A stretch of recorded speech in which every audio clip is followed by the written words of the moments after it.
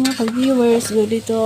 This is me, Jenny Lynn Pargang Blanc mga ka-viewers. Ngayon mga ka-viewers, nagluluto tayo ng squid balls mga ka-viewers. 2 pack pala yung niluto natin dyan mga ka-viewers.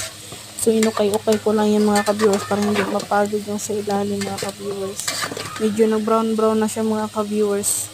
Malapit na yan siya maluto mga ka-viewers.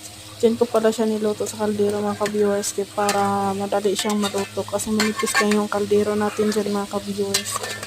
So, pagkatapos natin yan i-ukay-ukay, pilihan natin yan ng brown-brown yung nituluto na mga ka-viewers. So, ayan na yung niluto nating squid balls. Malapit na siyang maluto at malapit na natin matikiman.